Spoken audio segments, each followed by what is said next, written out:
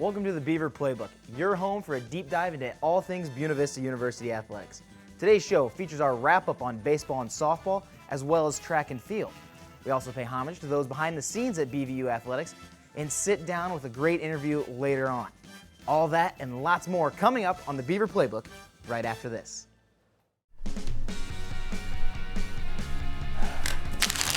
It's Cone from downtown. Bang! She's got it. What a shot From the parking lot. Oh my goodness. Madison tracks down the ball for the Beavers. What a great catch, able to track it down. Absolute ball hawk. Rocking with the serve, and that's an ace. Nice attack there, really put it right on target. Can't complain. You love seeing competition like this from the Beavers. Hey, can you guys help me out? Who? Us? Yeah, just get this car out of the traffic so I can work on it. Sure, why not? Doing great, guys.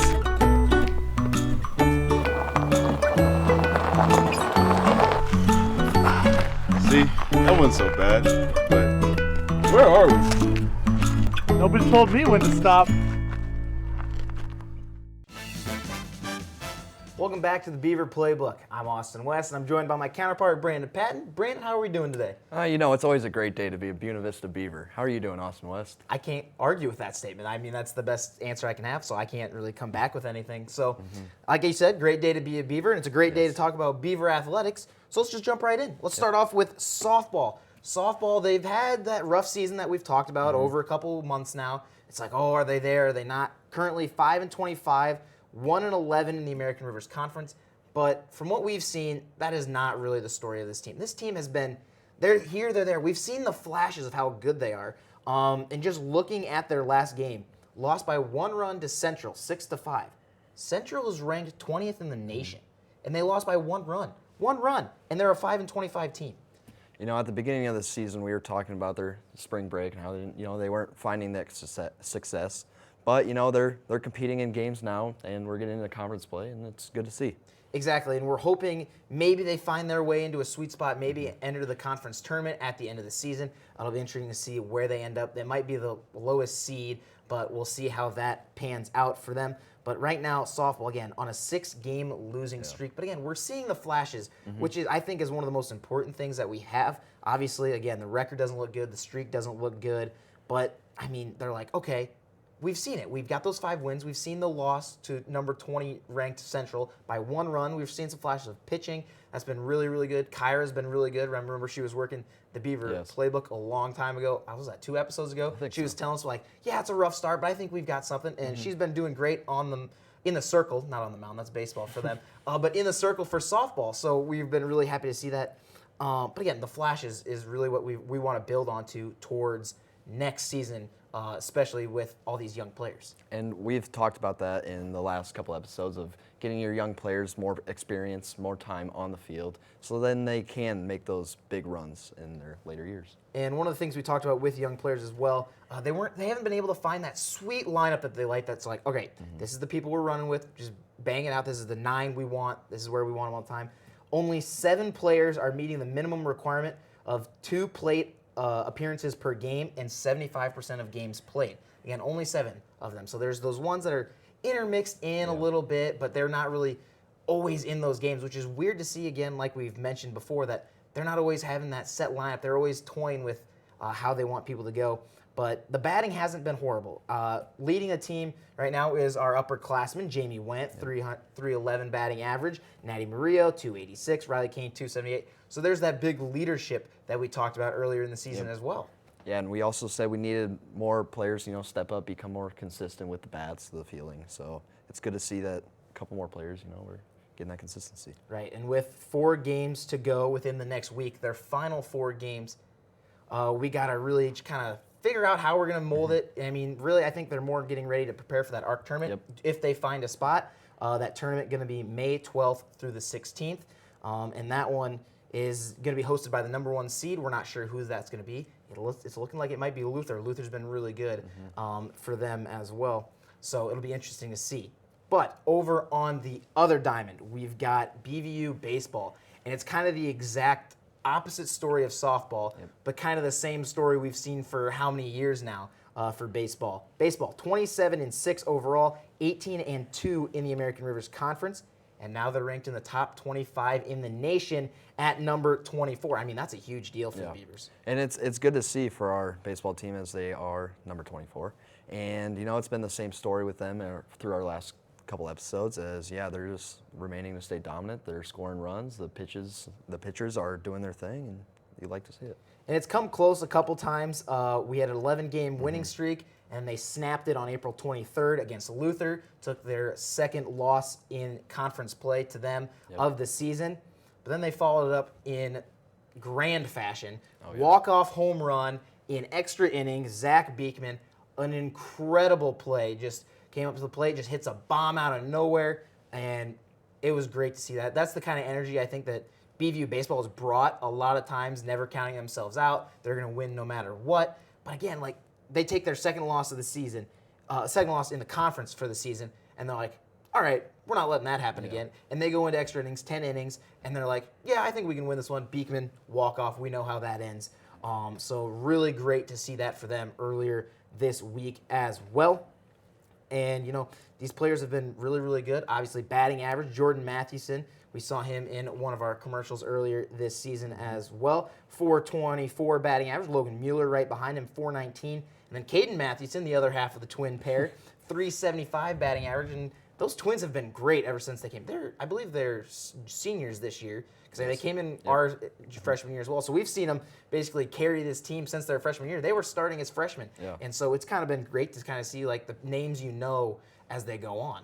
And it's definitely a lot more than just these people that we've named. Right. They're getting there's something out of everybody on their roster. Yeah, and I mean, like you said earlier, pitchers have been doing great. I mean, they've been not quite getting no-hitters, but sometimes they come real, real close, and it's like, okay, this might be the one. And they've got plenty of pitchers on that roster. I think in total, they've got 4 main guys they like to roll with, but then there's like 5 or 6 waiting in the wings if you need them. If you need a closer, they're here, or if you need, maybe it's game 3 of the series against, say, Luther or something, and they're like, well, we've got 2 wins. We like what we're seeing from our pitchers. We want to save them maybe, and we'll let one of the young guys go for a little bit and see maybe mix and match for them. So that's been really good to see. Obviously, Coach Edey knows what he's doing by now. Over 500 wins in a career. So we're like, okay, we trust what he's doing. We don't have to argue with him or anything. He knows what he's talking about. So it's really interesting to see that. And one of the stats I was looking at as we were going through baseball, you got to bring the notes up, find what we want to talk about. There are 2 players on the baseball team with over 50% of the team's stolen bases. That's Jordan Mathewson with 16 and Tegan Bach with 15. 2 players, over 50% of the total stolen bases. I mean, that's not often you see that.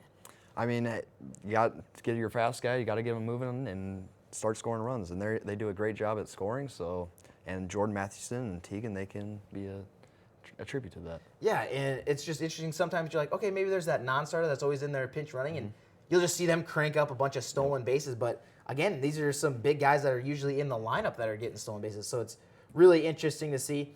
Baseball also wrapping up their regular season. Final 3 games this weekend. They're looking to clinch that title, hopefully the regular season title for the American Rivers Conference. I think they've got it already. I think. I don't want to be quoted on that because they haven't been handed the trophy yet. We'll wait till then because there's always something that could happen. But they're looking to wrap that up now. And then the American Rivers Conference Tournament, May 11th through the 13th. That's over in my neck of the woods, Cedar Rapids. It'll be hosted at Colonel Stadium, a little AAA stadium, but for the Cubs. But we like that. No, for the Twins. They're for the Twins because Iowa Cubs is in Des Moines. Yes. Don't want to mess that up. Can't mess that up. Gotta get the fact check. Yeah, I got to fact check myself. But before we get back into our headlines, it's time for Guess the Player. I know one of your favorite segments on the show, Brandon. Today's mystery player is a football player from 1973. I told you you'd like that year, a.k.a. a long time ago. Unfortunately, we weren't able to find many stats on this player, but we do know is that he was a pass catcher for the Beavers, tight end or wide receiver. In his senior season, he hauled in 23 receptions for 344 yards and 2 touchdowns, all of which were team highs. This would lead to his second all-conference honor in a row. Oh, and the most important fact, of course, he was my elementary school principal. So, got any guesses, Brandon? I I mean, I haven't got one right so far in Guess the Player, and I don't think I'd be able to get this one right. Yeah, this one was supposed to be the challenging one, and so I'll just go ahead and give it to you. Yeah. It's Steve McPherson, the best elementary school principal Hmm. in Northland history, but that might be slightly biased. And of course, as always, don't worry if you didn't get the player this time. They're always meant to be difficult, especially Yes. this one. This is one I've wanted to do since we started the show. I'm like, oh, guess the player? I know he's in the Hall of Fame here. He's in the Athletic Hall of Fame here for the Beavers. I'm like, I got to find a way to throw him into the show, give him a shout out, all the elementary school principals. So obviously, don't worry about it. That one was meant to be difficult, folks. You weren't supposed to get that one. But hopefully, you got some of the other ones along the way hopefully. to this one. But it is time now that we continue on with our headlines as we head over to the track and field team who are literally in competition as we speak at the wonderful Drake Relays. Obviously, growing up in Iowa, everybody knows what the Drake Relays are. And everybody's talking about it too. You go to a different school, you see, oh, the Drake Relays are happening. So it's definitely an exciting time. I feel like in Iowa high school, the Drake Relays are kind of surpassed track and field season. Yeah. Even if you're not a track and field kid, you're like, oh, it's Drake Relays time. Everybody's there, Yeah. everybody's gone, and you know what it is. Missing graduation parties because of the Drake Relays. Yep, It's all those exactly, stories. exactly. But our team is there as well, so it's high school and college all at the Drake Relays right now. It's one of their final 3 meets before the American Rivers Conference Championships, and they're having a good season. Track and field has been having a great season, not quite over yet. Just last week, just an incredible sweep across the board at the Red Raider Invite at Northwestern. Plenty of first place medals. We got Kylie Johnston got first in the 100-meter dash. Katara Jondal first in the 200-meter dash. And then John Jancy, I believe. John Janice. Janice, yep. Yes. I'm always bad with names. I don't know what it is. That's good. Got first in the 200-meter dash as well. Jaden Mickey first in the 400-meter dash. Hannah Olson, Katara Jondal, Jessica Sump, Kylie Johnson, the team got first in the 4x1, which they just ran earlier today as we're recording this. Earlier today, it ran the 7th best time in school history. So just about 4 hours before this show started, they ran the 7th best time in school history. Can't complain about that whatsoever. Yeah, we cannot complain about the results so far that we've seen from our track team, especially this last weekend, as we're getting first place in a lot of events. Yeah, and I'm not sure if that 7th best time in school history, that was for today at the Drake Relays, not the Red Raider Invite at Northwestern. Yes. So I'm not sure if they got a first place for that one. And then last week as well, Becca Simpson, first in hammer throw, Kyle Miller, first in the 1,500-meter dash. So again, great showing last week. We're hoping they continue that on this weekend at Drake Relays because, like we said, they've been racing all day and they'll be racing tomorrow as well. So it'll be interesting to see what they do. Obviously, we've seen some national qualifiers out of Becca Simpson, so I mean, Maybe we're we got some hoping. more in the works. I think Kyle Miller's been really good Yes. in those long distance. We've been talking about him quite a bit. So I mean, a couple national qualifiers wouldn't be too shabby this year, I think, for the We Beavers. can't complain. Can't complain. All right, moving on to kind of our lower sports that maybe don't get talked about enough. We've got tennis, we've got golf, and we've got stunt, obviously. Stunt, we gave them a little highlight last week, we of did. course, and we'll get to them as well. But first, with tennis. Tennis finished this season 0-10, 0-7 in American Rivers Conference, but they still had some bright spots. They had their flashes from their older players. Brock Bruins went 2-3 in his matches that he had. That was a little mixed in with doubles as well and singles because they had the team things. And, tennis, going back and look at some of these tennis stats, it makes me realize sometimes how little I know about tennis. Yeah. Because I'm like, oh, yeah, doubles. And then there's like, oh, there's doubles teams too. So I'm like, wait, isn't doubles and doubles teams, wouldn't those be the same thing? No, they're not the same thing. So I had to find that out the hard way. But it was very interesting to see some of that stuff. And then Dalton Pragon, 2-3 as well. So again, those two guys really showing up for the tennis squad. Over in golf, the women's, they just got second over at the Simpson Invitational. Great job by them. Freshman Brooke Stelmacher shot the lowest 18-hole score since 2006, 2007. That season for a third-place finish at Simpson. It was a 76. So, yeah, she's only a freshman and she's doing that. So props to her Yes. for sure. And then over in men's, they kind of have been fluctuating between top 50% finishes or bottom 3. So it's going to be interesting to see what they do next year. They sit just below the top half in conference meets usually. And then Shane Hess is our current leader with just one top 10 finish for the men's golf. And then finally, stunt. We've talked about them last episode. They're currently competing at nationals. We saw them get the bid to nationals. In Dallas. And so they were down there yesterday. They lost their first game 12-2, but now they're in the consolation bracket, so they've got a chance to come back, and that'll be tomorrow, Saturday, April 28th at 10 a.m., and so we'll see if they can move their way across the consolation bracket. But of course, had to give them a huge shout out. They're at nationals. And so we spent so much time headlining all our university athletes so far on the Beaver Playbook.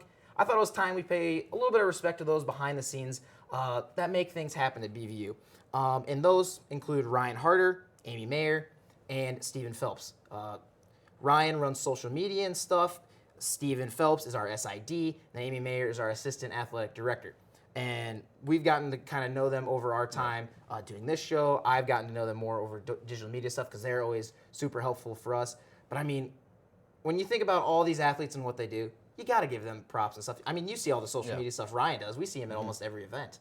Yeah, and it's definitely an important job of what they do, and they definitely do a good job at it. It's very busy what they do. Like, they have important things to do. Yeah, and they've helped a bunch with not just our athletics, but this show as well. A lot of the graphics you see are pictures taken by Ryan Harder or found for me by Stephen Phelps, especially for Guess the Player, so Stephen's been great with that. They've been starring in the commercials that you've seen during the Beaver Playbook.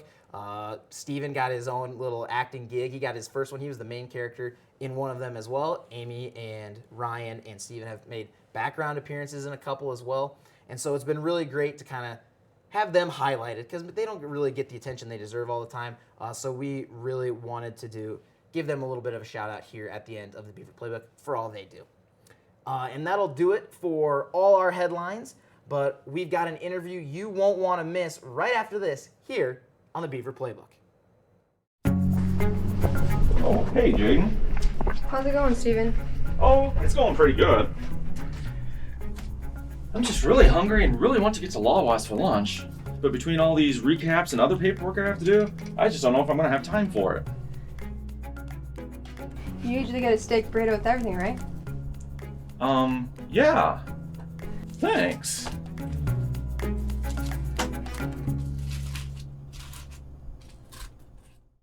Sure, it's been great having Buford around the office to help everyone out. Granted, there have been some minor issues.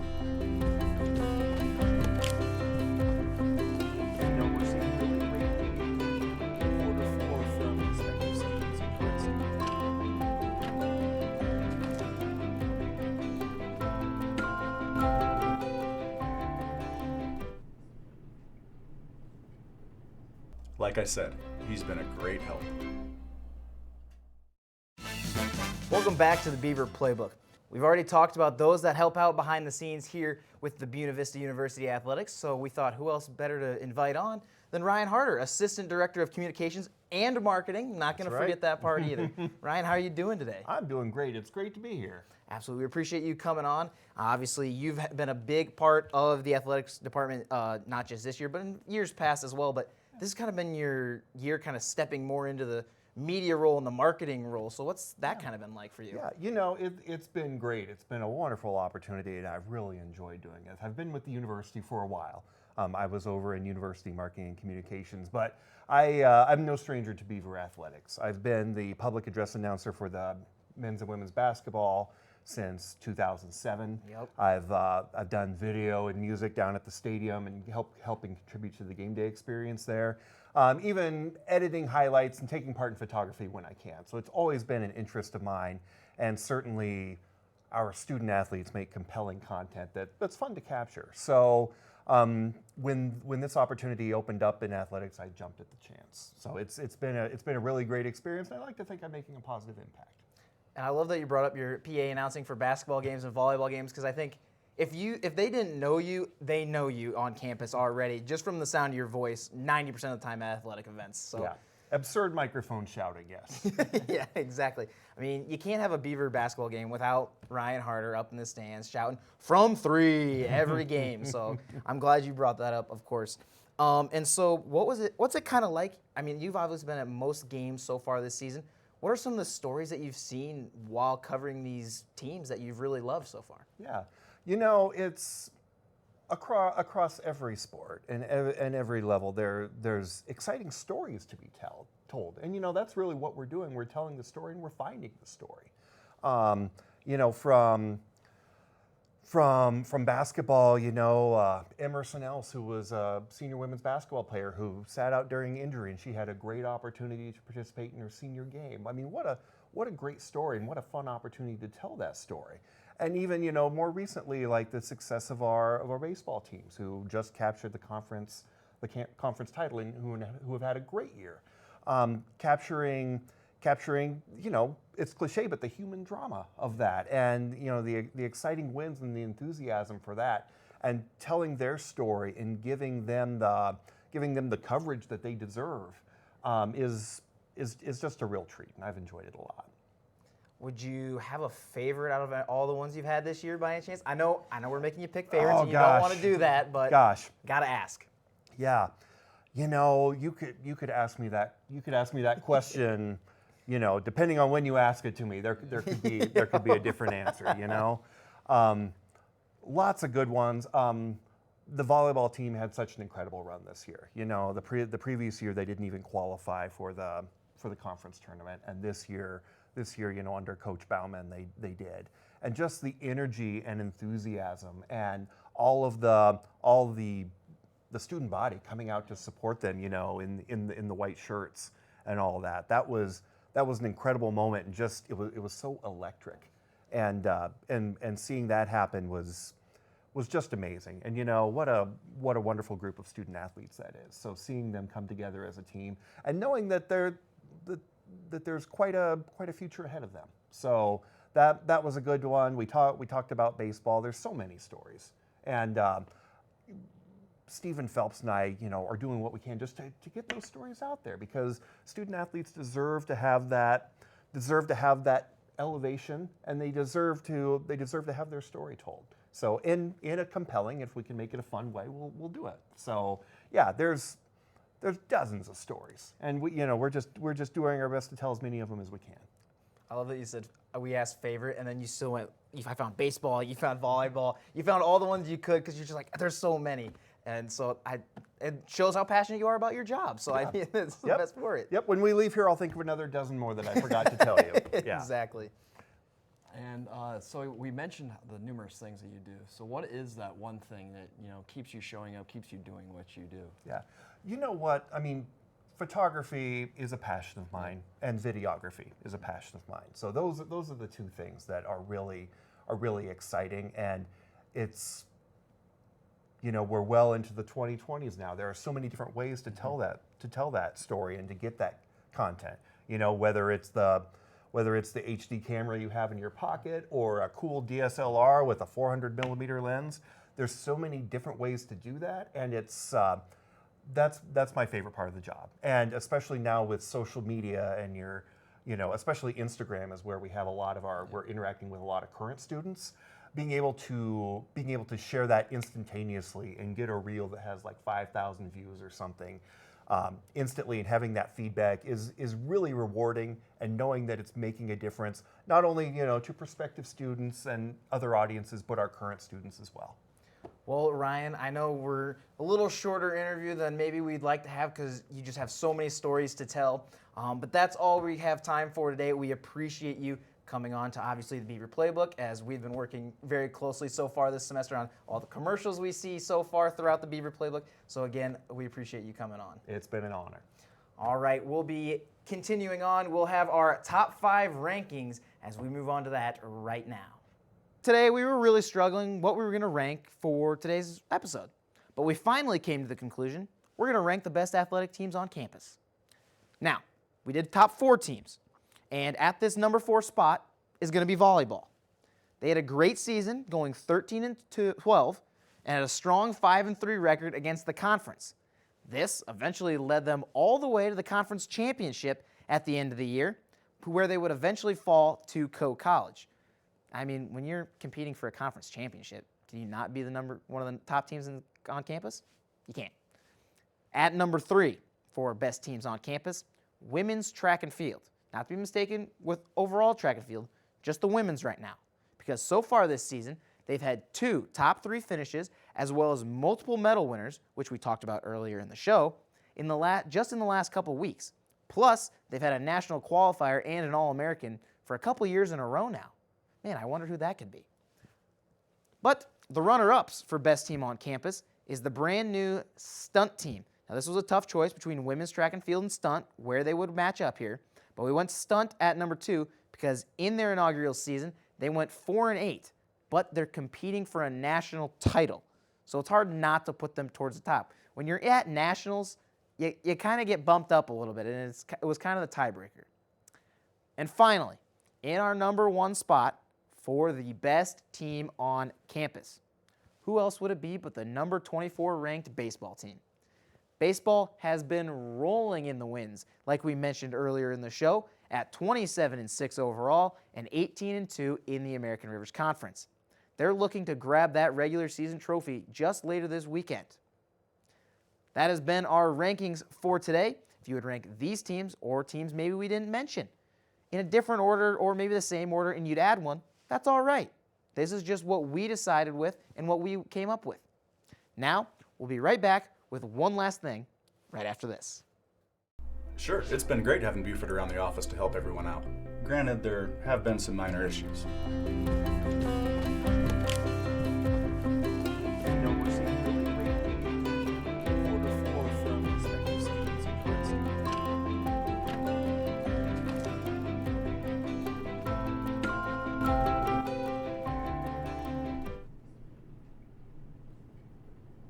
Like I said, he's been a great help.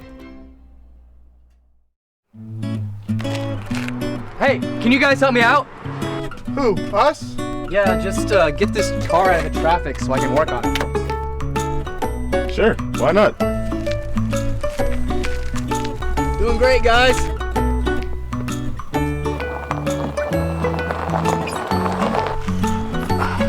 See, that wasn't so bad, but where are we?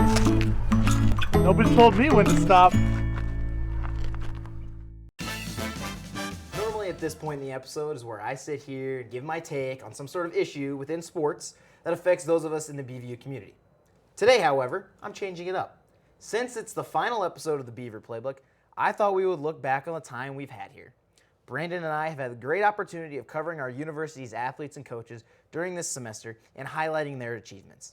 It's been a blast being able to keep up with them all semester long. Not to mention, these same athletes and coaches have been a part of the multiple commercials you have seen throughout the episodes of the Beaver Playbook, showing off their acting talents as well as their athletic ability, even if it is slightly over-exaggerated.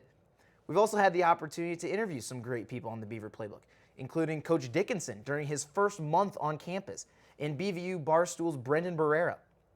We thank those that have watched and have reached out to give us their comments, from Coach Mayer making a fool out of me for getting Becca Simpson as the best athlete on campus, or my aunt commenting on how little stage presence Brandon had after our first episode.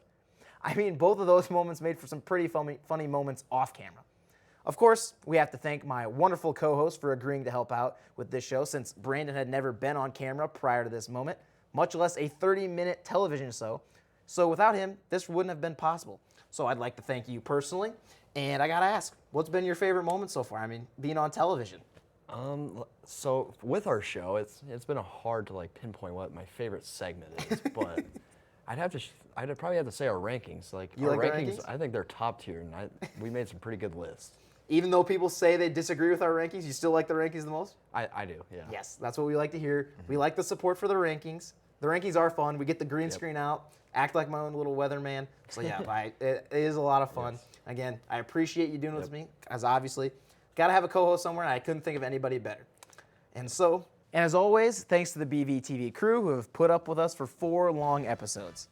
And so, for the final time, this has been the Beaver Playbook. Thank you for watching.